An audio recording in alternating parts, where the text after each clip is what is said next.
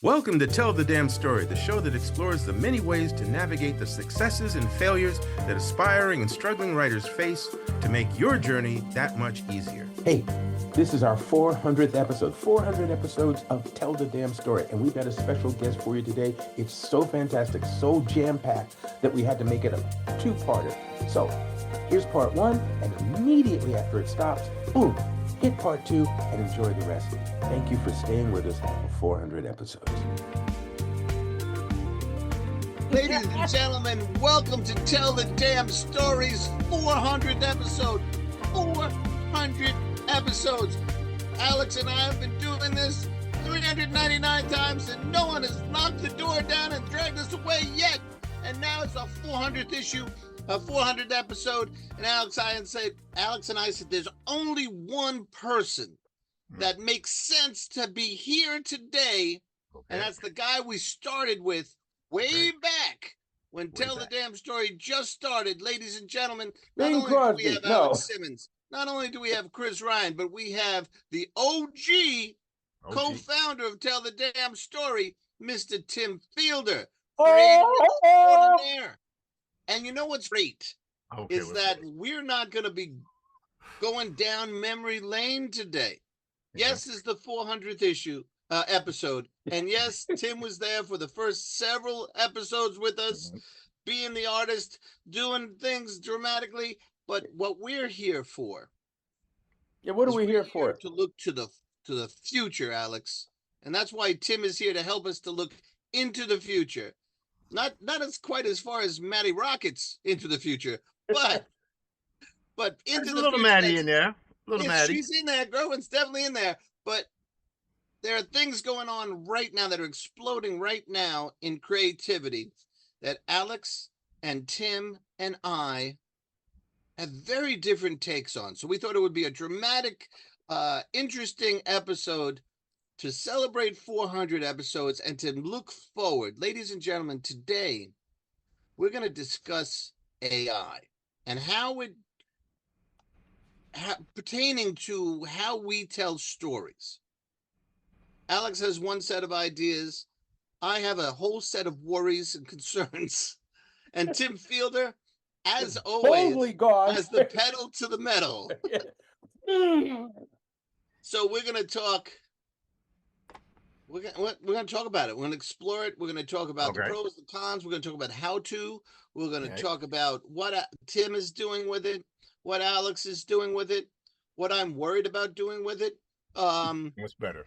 There you go. There we go. No, because I was going to be looking this way, and I need to be working here while I'm showing you guys what I'm doing. So this makes more sense. Some stuff, folks. You're going to see some very stuff. Good. Yep. Yes. Right. By the way, Tim, say hi. Hello, Christopher Ryan. Hello, Alexander Simmonss. Hello there. I am now back, balder and grayer. Balder and grayer. Last time I was here, Chris, you were still had the ball and chain with the New Jersey school system, and it appears you are a free man now. I'm retired for a couple of years now. Yep. Right. Alex was a newbie. With teaching with the New York Film Academy, and I'm sure now he realizes when I told him, when you get in the system, you have to dog them to get in the system. But once you're in, they're in, you're in, but just remember, they're going to extract every cent. You will be teaching so much, right, that you will begin to lose time to do the other stuff. You remember? Which is why I have definitely not given them every day of my week.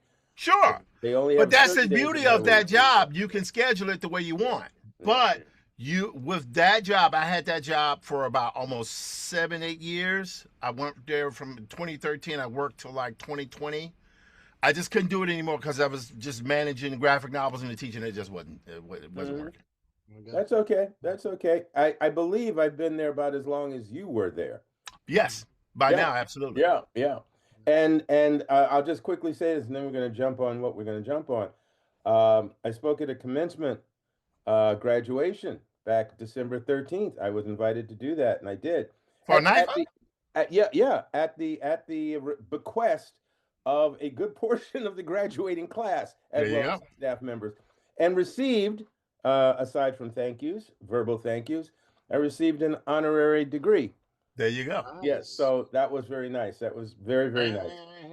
That But that is not surprising. You have let us segue right into, because we are okay. So I talking was about about to blow him up creativity. with some more compliments, but he just kind of like just No, cut that no, off. no, Go ahead, You man. know, folks, Go you folks, know, ahead. we're here to hear Go ahead, Alex, man. Tim. Go He's ahead, so yeah, man. humble. we're He's here to so talk humble. about more important Okay. things, because oddly enough, with the students that I'm dealing with and with the world that both the three of us are dealing with, AI is sitting right there dead center, Yes. and it is affecting what it's affecting. Like And a I think 50-pound weight on your we chest. please, No. that bull there downtown, that the bull that everybody's a picture taken with the sitting under the bull's balls.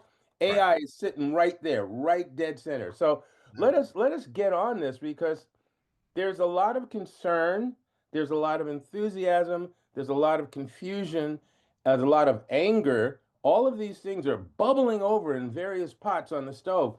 So, Yep. Chris, why don't we start with My some of concerns. your Yeah. concerns? Well, I'm looking to do the right thing, right? And I am a one-man band. Seamus Nunzio Productions is me. All the entire staff, True. every There's a name. cat. We always see the cat. He's your assistant. He's the managing That editor. sadly, that cat passed. Oh Because you no. haven't Yeah, been so I'm keeping even up, more bro. alone than ever. Yeah. He passed. We have another one. She never does any work. And then Oh, okay. Well, there you. we have the mutt, the hound of security, who is asleep at my feet right now. Wow. So I'm safe unless unless they send ninjas. Right, right, So right. Okay. so Soul Scream is all me. Even all the other staff, they're all fictional versions of me. And so AI would really help me, not to write, but maybe the art, maybe marketing and all that stuff. And I have looked at Zealy. As a matter of fact, Zealy's getting some money from me on a monthly basis, and yet I'm having a real hard time pulling the trigger, What is Zealy? because Zealy is a marketing thing that uses AI to create good marketing for you, whether it's video or still marketing, and then they help place it, in places where it would work. And yet I created a video for Tim, that I publish, self-published, but I also Sure. have published a couple other people. And I published one of the friends of the show. And then I did a Zealy video and sent it to her to see what she thought. And she was very, very uncomfortable with it being AI. So I said, okay, I don't want to make you uncomfortable.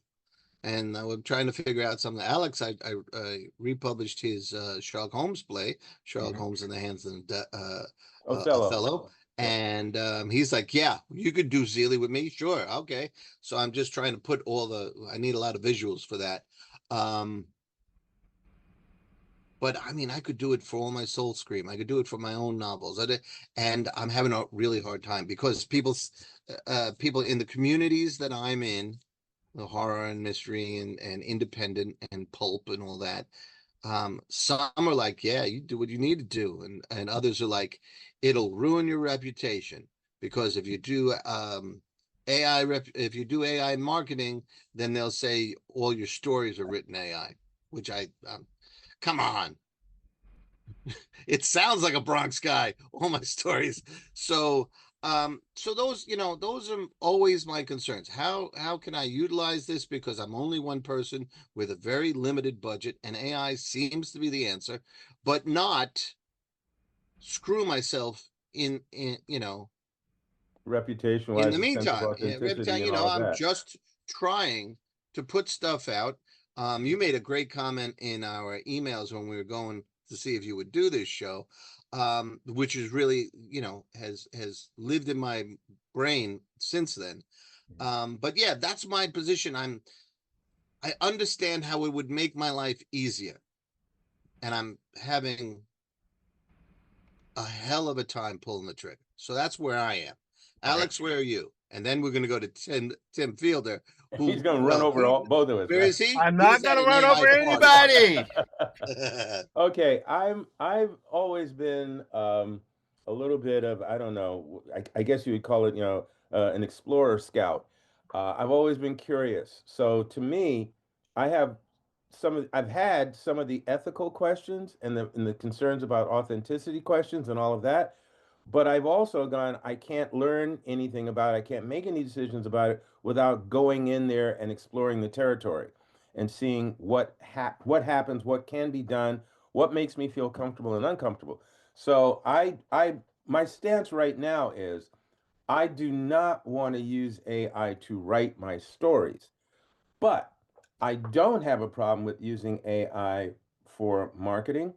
I don't have a problem with using AI to bounce ideas off of for promotional ideas. I've used AI to help me organize my schedules, my strategies for promotional campaigns, um, research. I mean, God, my research because a lot of the stuff I do is either period or sometimes science based. This thing helps with my research. Yes, you do have to double check or triple check facts, but then you do that anyway. So to me, AI has really been useful as long as I remind myself that I'm talking to a computer. All right, I am talking to a digital stimulated cyber brained unit that is not a human being, even though you can talk to it like it is, and it will reflect personality for you. I need to remind myself of what it is I'm talking to, what I need out of it, what kind of clarification I need in order to understand where you're pulling this information from. I need to ask myself periodically how I feel about the writing end. And that's pretty much the territory I spent more time in. Visually, and then we're gonna jump over to Tim. Visually, I've generated a number of AI images. First experimental, then I went, okay, I'm curious. It can do this, it can do that. Let me see if I could come up with some promo images for my Blackjack project and for this and for that. And it does. It comes up with certain images. There are problems with some of them, but others are like dead on. And for me, then it went, well, gee, yeah, I could create a graphic novel or I could create spot illustrations for one of my stories and yada, yada, yada. And I started to feel uncomfortable there because I've come up through, not only grown up with, but come up through the industry working with illustrators, people that I have really great relationships with. And I've seen how some of them are reacting to AI. I don't want to lose their respect, vice versa. I, so then I start going, okay, what relationships are jeopardized by this? Excuse How do I me. feel? No, no, no, hang on, hang on. What relationships may be jeopardized by this? What has happened in the past in terms of technology when technology and art has clashed? And then I've come to the point of where I feel right now, where I'm sitting, is that I can use AI to create images for promotional stuff and for some of the things I'm working on so that I can generate income and then be able to be in a position to hire artists to do more work that I would really like to see. So that's where my head is at the moment with AI art. In full Tim, disclosure, yeah. I do generate um, illustrate one illustration per newsletter for a humor piece called Bob and Grace. Uh-huh. So but I give the newsletter out for free on Yeah. Substack. I don't charge for it. So, all right. And now, ladies and gentlemen, you've heard the cautious. Now let's All talk right. about Okay. badass Okay. mofo Tim Fielder. None of it's badass. None of it's mofo. To begin, Alex,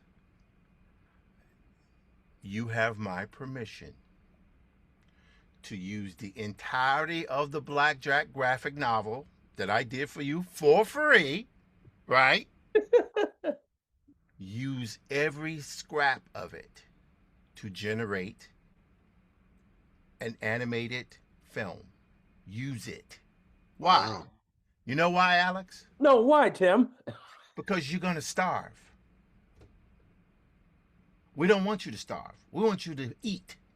We want you to keep a roof over your head. You understand?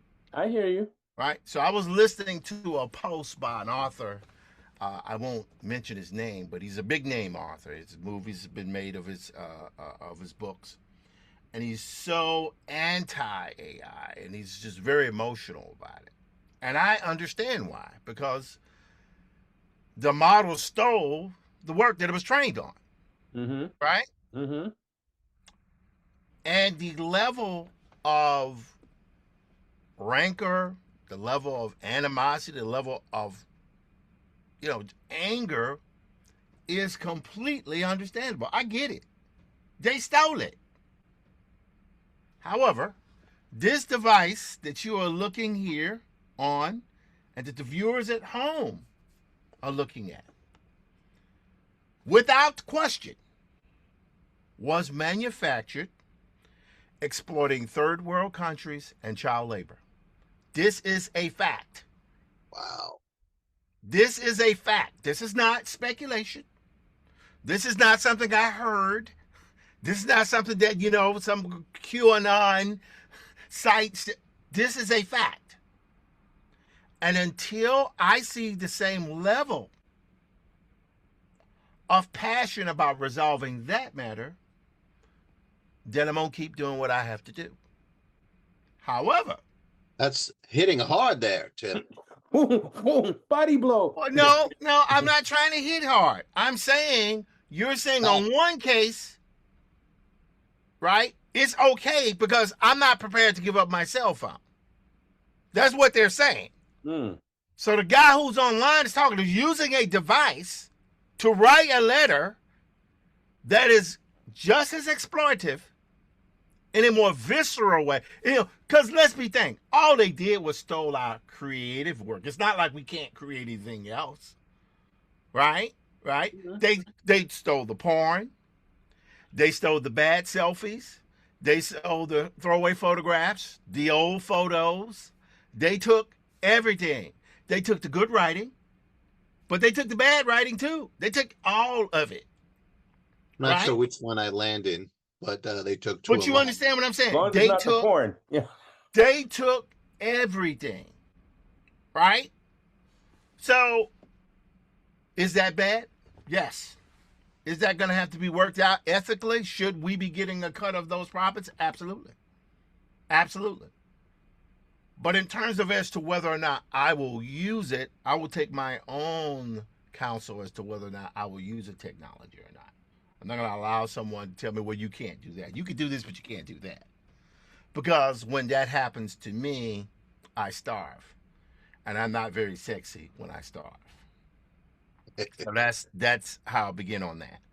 So again, Alex, I'm telling you formally, you have my permission to use those graphics to make an animated project of Blackjack. Why? Why is that? Two reasons. One, Alex animated a shot of Blackjack riding a motorcycle through traffic.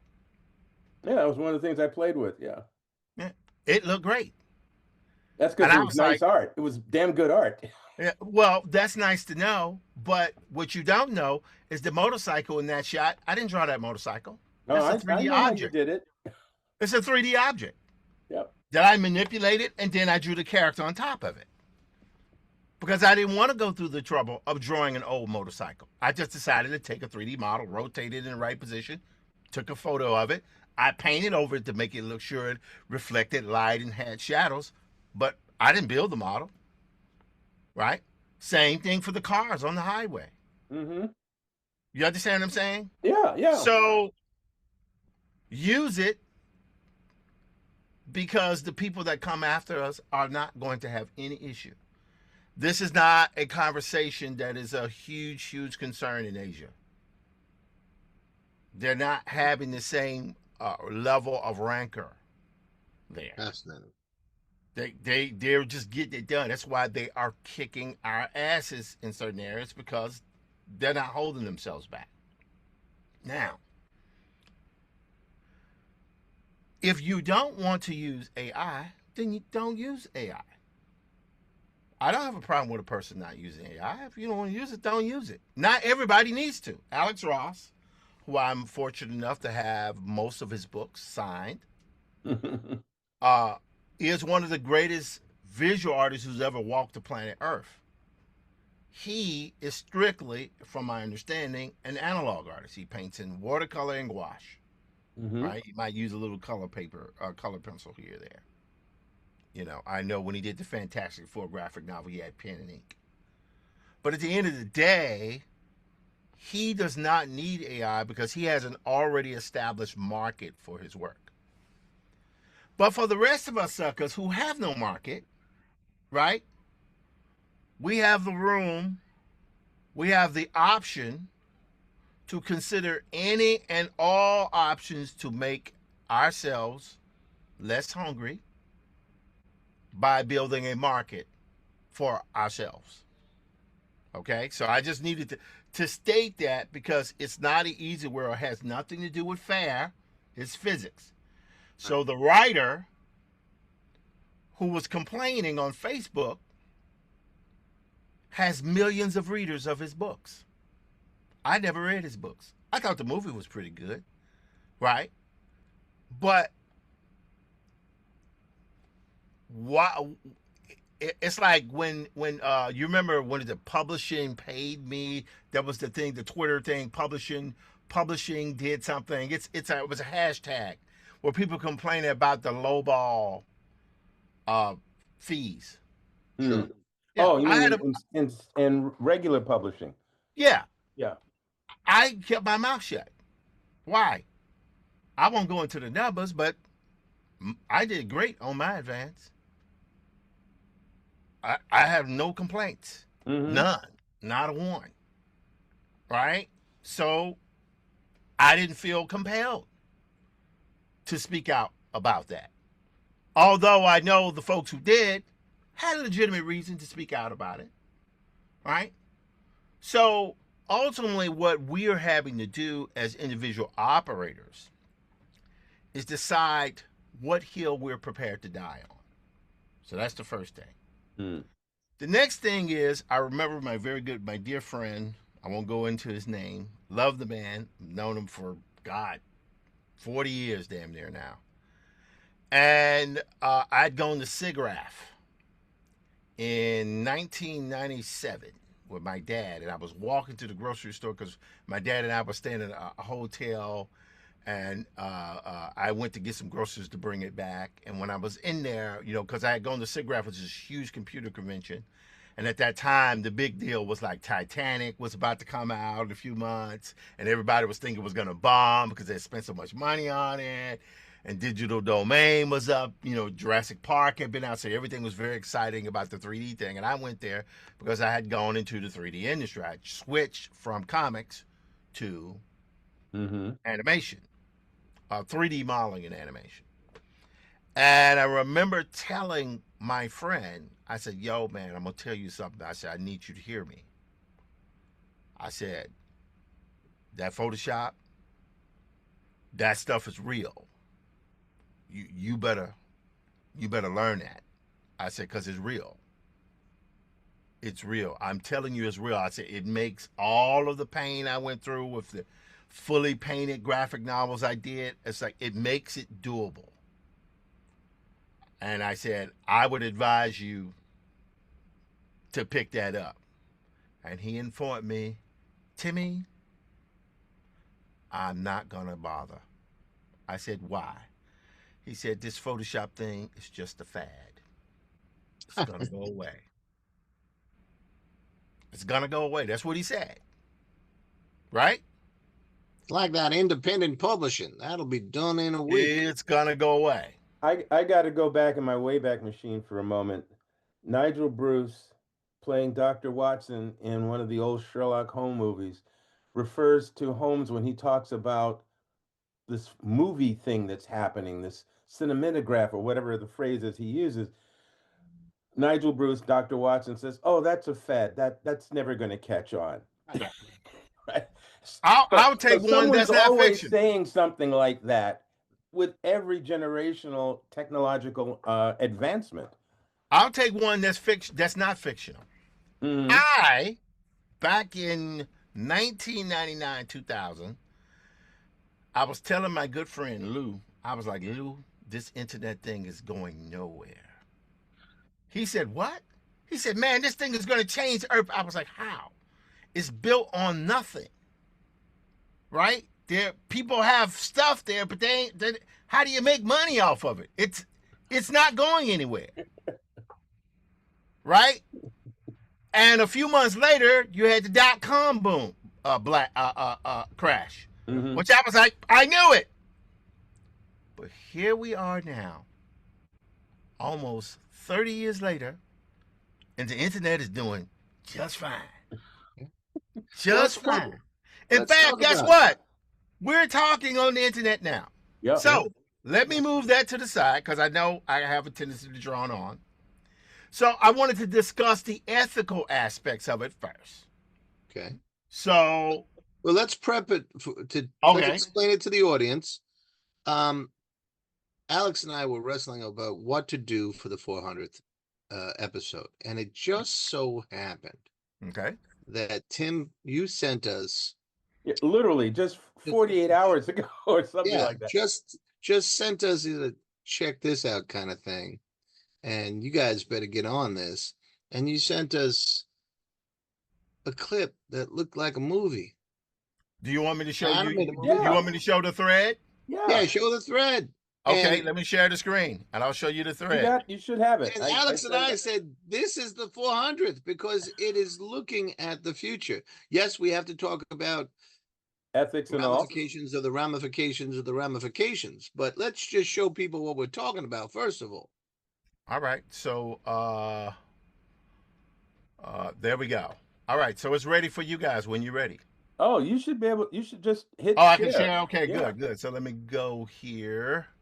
I'm going to move this down here to this screen. A little behind the scenes, ladies and gentlemen. All right. Okay. This is how far ahead Alex and I plan. Yes, our 400th episode. I'm so proud of them. I am so proud of these guys. Let's see here. So we got it. Okay. So you guys can you see my desktop now? Yes, we can.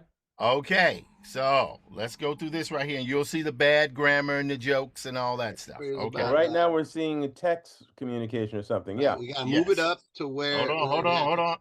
Yes, Let's do this. You got it? Yeah. I was scrolling here. All right. So can you move us, Alex? Can you move us over to the other side because the animation seems to be right under us. I don't know what I can do in terms of that. Well, I went to a full screen. Do you want me to make it smaller? No, you're fine. You're fine. Don't worry about it. I'm just seeing if I have any control over what I'm seeing is we're on the top and his animation is below it.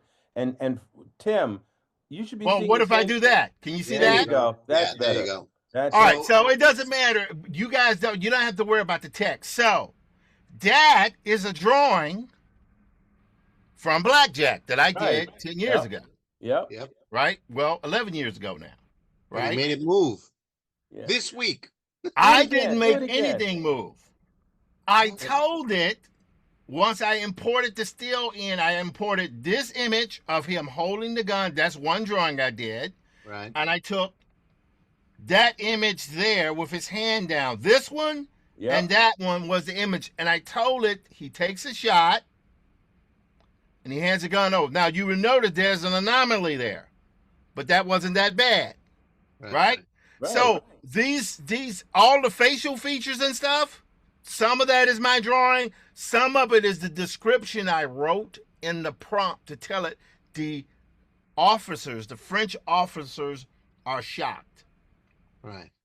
Which program are we talking about, Tim? I'm using a program called Higgsfield. Don't worry. I'm going to go into all of that, the mechanics of how this stuff works. Right now, I'm just showing you what's going on, okay? Good. So 2 stills from the graphic novel. You wrote a prompt, installed those 2 stills or uploaded those 2 stills, added the prompt, and then you let the program do its thing. And sometimes it did good. Most of the time it does really bad. By the way, what we call those in animation and what it's called in AI are keyframes. Got you. Right? Now, let's keep going. Someone went all off into all these jokes. They were insulting me, ladies and gentlemen. It was pretty embarrassing, right? So this is an image here from Blackjack. Right. Same book. You drew. Same book, 11 years ago, because I did like 3 or 4 stories in one graphic novel, right? Yes, Yep. that's right. So I did this one. So here I said, take this image and render it as an ultra photorealistic still. Keep the same composition and energy. You see what I'm saying? Yep. So that's what it did. So now in this case, one could say, well, hang on a second. Aren't you just writing a prompt? No, not initially. I'm taking my drawings, and my drawings are the prompt. Prompts do not have to always be written. Prompts can be drawn. Right? So I took this and it went to that. Now, I like this a lot. This one right here, you know, I would change the lighting a little bit in this to make it more dramatic like this. But as you can see, the hand is the same. And you know why the hand is the same? Because the hand is actually my hand that I took a photo of, cupped it, and drew it on top of this so it would look more realistic. Gotcha. So I'm using reference anyway in the drawing. Mm-hmm. Okay, now let's keep going here. I don't know if Well, let me ask you about that ultra realistic photo. Is Okay. that an actor? Is that a living person's face? Do you know? Hell no. I don't know. Okay. No idea. It rendered him straight from this. Right. Did it take the gazillions of photos that it had of men of African descent and modeled this? Absolutely. As you can see, that's what it did. Right. We live in a time that is like Arthur C. Clarke. He has a statement that he said, any technology, it was either Asimov or Clarke, I forget which one, it may have been Clarke. He said, any technology sufficiently advanced will appear to be magic. Mm-hmm. And that is where we are. Now, Alex, Yep. you're a filmmaker. Yep. The problem is, people keep, I'm trying to figure out the nice way to say it. They don't want to see Blackjack. The way They don't Black- want to see black. As I said, they don't want to see Blackjack. They don't want to see him for various reasons. One, he's black. Mhm. Two, he is a black man exerting or exacting violent agency during the Jim Crow era. Yep. All across the world, down south, up north, Europe, Asia, Africa. He is effectively staggerly with virtue and muscular abilities roaming the planet. Right? He has the ability to overcome race, gender, Nazis. economic instability, fascism. That's what. So Blackjack is an archetype. That's why I did the book. Sure. You understand what I'm saying? That's why the character has resonance 40 years later. Okay? Now, I think we've seen enough of that. Yes. You're the thing that you sent us. Oh, you're going to show us something different. Yes, I'm going to show you something. You're talking about the trailer for my show. Yeah. We're going to get to that. Oh, okay. All right. All So right. let me ask a question before Yes. we go to the next thing. Yes. So let's check in, all three of us. So that's magic. We love it. I know it excited Alex, excited me, and we said we should get Tim on to talk about this. Now, utilizing it, putting it out to the public. Now I find it a little hard to breathe. Alex, Right. how do you feel? Then Um, Tim, what is your position? So Alex Okay. and then Tim. Because So I love it. I love it. I would love to feel comfortable, putting that kind of stuff out, and I'm not there yet. So that's me. What do you guys think? As I said before when I was doing my monologue, certain images of Blackjack that I've generated through AI that I've already put out on Instagram or whatever as promotional pieces and things like that. I'm also working out some merchandise angles with it, like as maybe trading cards or things like that. I've already allowed myself to utilize that because I am saying to myself, and again, this is my head trip, I need to generate I need to generate income and awareness on this property to get better situated so that I can produce more and subsequently then be in a position to hire artists that I want to work with as well. Knowing that I've worked with artists before and enjoyed it, and knowing that I still want to work with artists, but I also know that I can't afford to do that now, and this technology and this product is available. So I've allowed myself to walk that route. In the situation of what Tim is saying, he's giving me permission to use artwork that he generated to go a step further and to move into that, which, like, again, with the motorcycle, when I just did that. So yeah, that's the artist saying, yeah, go for it. So I feel comfortable with that, and I would put that out into the marketplace because I have established in my head the position that I want to take. I do know, and then we'll hear what Tim has to say. I do know there's going to be some pushback, and I just got to be ready to deal with it. All right, now let me complicate the morality for a second, and then we'll hear from Alex and Tim on this, and Tim on all of it, right? For the early volumes of Soul Scream and Thalazine, I hired and paid well an artist from, I believe it's from Colombia. And one of the things he said to me is, Chris, you paid for that. That's yours. You do with it whatever you want. I have another artist who works very affordably for me. She has never said that.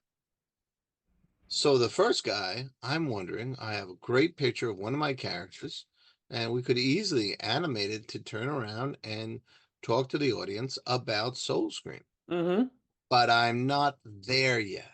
Even though this guy had said, it's yours, you do what you want with it. I'd love to hear your thoughts on that. Obviously I would have to speak to the second artist and see what she has to say I'll about it. respond in 2 sentences. As far as the material that you've already been given permission on, the only hang up that you're dealing with is in your head. And I'm I trying would to get get it over out of that. my head. I And I keep would get using over that. Q-tips. It's not working. I would get over that because that's you getting in your way. You've already got permission. So that's you wrestling with you. In terms of the artists who you don't know, yes, have a conversation with them and see what they say. Okay. All right, Tim, all of that. What do you think about all this stuff? Yeah, I think it's all Horseshit, Chris. well, no, that wasn't what I was going to say. What I was going to say is that you guys are debating something, the ethical aspects of something that you're already violating on a daily basis. If you're using AI in any capacity, you are using work that was stolen. Right? Mm-hmm. That's if you're using ChatGPT for research, you are using technology that was built on things that were stolen. Right? However, we in a live in country this. that was stolen. No, I'm sorry? in a country that was stolen. That was the thing. You stole my joke, man. You stole my joke. I'm sorry, Tim. I'm sorry. Okay. Part of being a human being is the constant efforts that one must make to reconcile their place in the world. Right? Okay. It is the highest act of hypocrisy to say, oh well, we can have nuclear weapons, but this other group, y'all can't have nuclear weapons. Right? There are people say, well, they can't handle nuclear weapons. Yeah, but can we handle nuclear weapons? You see what I'm saying? So 2026? Right. You see what I'm saying? So the ethical stuff can go on and on and on. And what I mean by that is simply saying that that's a completely different conversation. And Well, I that's the want to have conversation. all the conversations, Tim. I understand that, Go but for it. that's a completely separate conversation. That this one conversation we're having now is not going to get resolved now until there are lawmakers who see a financial and legislative reason to put that into place. Okay. Regulation, legislation, things like Okay. that. Right? Now, I'm a very, very good concept designer. I know I am. I'm a very good illustrator. I know I am. That doesn't mean that I've had like the brightest career in the world. It's not the case.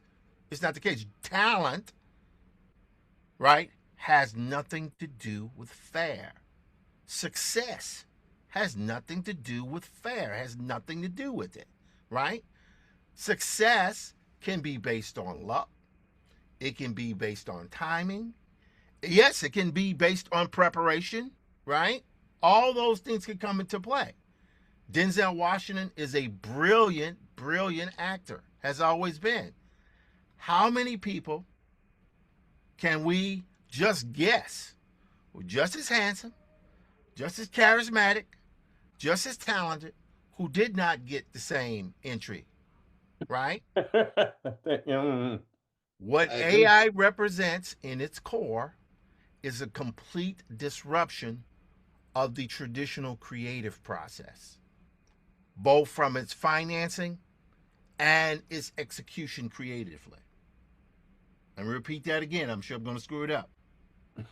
AI represents the complete disruption of the traditional creative process, all the way from its financial components, right, to its manufacturing components, how it's done, how it's put together, right?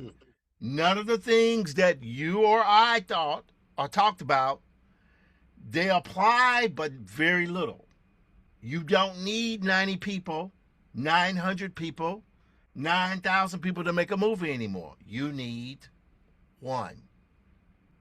If you want to work with actors, maybe you need 3 or 5, right? The days of large crews, camera crews, film crews,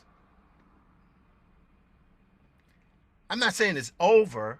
Just like people are going to use traditional film. They're going to use IMAX cameras. They're going to use film cameras. Here we are, 25 years after George Lucas started shooting films on video, right? He started shooting the prequels on video, right? Right. He wrote that Wired magazine article in 1997 that, threw a grenade into the film industry. He was like, I'm going to shoot the next video, Star Wars on video, and he did it, right? I remember we all at this point old enough where we remember where film theaters were strictly celluloid experiences. I'll go even quickly here. I had a friend that I went to high school with, and we knew each other for like 30, 40 years. She was a negative matcher. Yeah. That was a job that had existed in the industry since the early 1900s. Yes. It is gone for the most part. Major studios that used to be here in New York, where a lot of things, including Spike Lee's films, were negative match, which is to take the original film negative and a print of it that was a working print that they had edited, and then taking the original negative, which is different spools, and splicing together the original film so that it matches the working print. So if you screw up the original film, you've screwed up the movie. Right. Because they don't have any backups. They didn't have it on video, right? This is what she did for years, and the studios mainly are gone now. Now, people. So I mean, these things happen. Change is inevitable. Well, we've all enjoyed. Well, a lot of us have enjoyed Lord of the Rings, and say the Marvel movies. Which Lord of the Rings, there was a ton of AI generated orcs and warriors. And much of the Star Wars and Marvel movies are in the vault, made in the vault, I think it's called, which the whole backdrop is digital, as opposed to going to sets, building sets. I just watched a clip a little while ago, the Sinners film. The whole scene where Michael B. Jordan's character is walking through that outdoor train station and the trains pulling in and all. The train and everything beyond the train is green screen. All right. So we've established there's a lot out there already that people are making millions and millions on. Tim keeps saying to us, you guys are starving. So let's go back to Tim. So, Tim, All right. what do you want to show us? All right, so I'm going to show it to you in a moment. Let me just say this last thing. 100 years ago, roughly 1920, 120 years ago, turn of the century, 19th century. Turn of the 19th century. Can we use profanity here? Yeah, go ahead. I Fuck can yeah. cut it out. No. Horses were everywhere. There's shit everywhere. Sure. Everywhere. The streets were covered in shit. And there were people who made their living scooping shit. That's all they did. They fed their families. They maybe sent their kids to school, particularly in New York City, where you had a whole lot of horses, thusly, ergo, a whole lot of shit, literally on the ground. Right? The automobile hit. And there were people who were saying, "Oh, this is dangerous. Oh, this is bad. It limits the dignity of walking and experiencing your environment while you're moving." And it did, because I love walking. However, I can't walk 900 miles to my parents' house. That's right. I have to either fly there or drive there. Cars pollute. They've been polluting for decades. Right? Planes definitely pollute. Right? Petroleum, the whole thing. Everybody drives a car.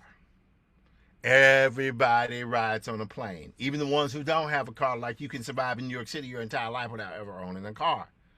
But you take planes, right? And those things pollute. So we have to put that aside and decide to pick where we're okay with and where we're not okay with. Does that make sense? Mm-hmm. Mm-hmm. All right, now, what that means for me, and I'm going to start showing my stuff here. Hey, show your stuff. Okay, and Hey, eliminate. he's cursing. Might as well show his stuff. That was a rare F-bomb, Right. by the way. Okay, Over yes. 400 All right. episodes. I All think right. we've dropped 3 F-bombs. All right, so we're going to now share. Now, so this will be a good thing. You guys can see my screen, right? Yes, we can. So you see what's happening here? You see what's happening? You see what's happening? You see the screen moving? Yeah, I see Yeah. that. The panel's shifting. Yes, I'm using a software program called Manus. Manus is a Chat GPT competitor. Ah. And it was just purchased by Facebook last month for, I think, $2 billion, somewhere around there. Why does it work? It's because I, without knowing how to write a line of code, have been putting together the Brother Robo website while we've been talking. Just handing it one command after the other. You understand what I'm saying? Mm-hmm, mm-hmm. So that's what that is. The man who used to write he used to do my websites. I love him. I have paid him money for 25 years. The first website I had, I think, was in 2002. Maybe it was 2002 or 2003, one or the other, right?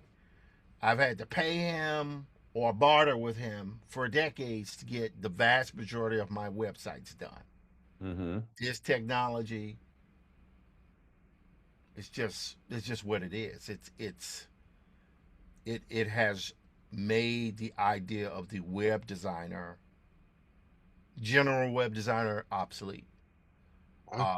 You might have places or people that oversee software that oversees huge swaths of websites. I don't even know technically what you would call that. You might have overseers, but individuals who create websites for other people, Mm-hmm. they should, if you can get the money for it and people will pay you for those websites, absolutely go for it. However, if you find yourselves in a position where that is happening, you should be looking to move to other work, because I don't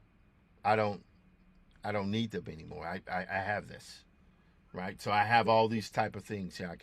I can do it. So this website here, I'm literally building in real time, right? And so this is the first episode. So the whole process here of building, where is it? Let's go here to my website. We're going to view the channel, right? And today, of course, you guys don't see it here because I don't have it. I have it as a premiere, right? Premieres in 17 hours, which by the time you guys see this tomorrow, will be going live, because I'm going to have it go live at 12 noon tomorrow, right? Gotcha. But I will show it to you right now, if that's okay. Oh, thank you. Thank you. Thank you. All right, let's see here. We're going to double click here. So that means we can't go post this episode till 12 tomorrow. 12:01. Well, what time do you guys go? Well, Usually about normally at 9, 12:01. but I'll hold it off. Yeah. Well, we'll hold it to 12:01.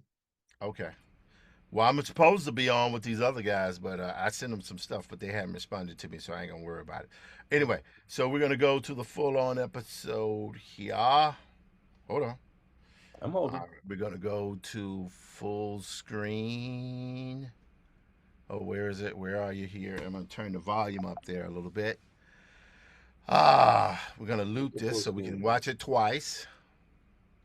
And we're going to go, where is it? Right there. You guys ready? We're ready. My seatbelt's fastened. All right, now I have edited it once again since I last saw you guys, because there were some other things I wanted to do, but we'll just do it like this. Okay. Okay, here we go. This is Brother Robo, episode 1.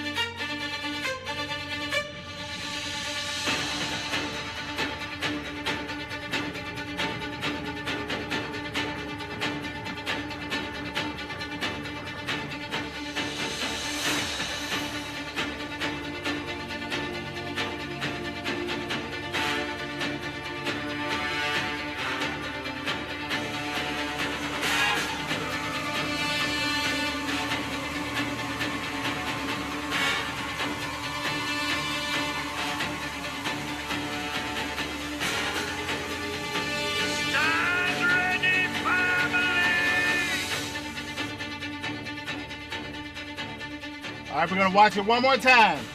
Okay.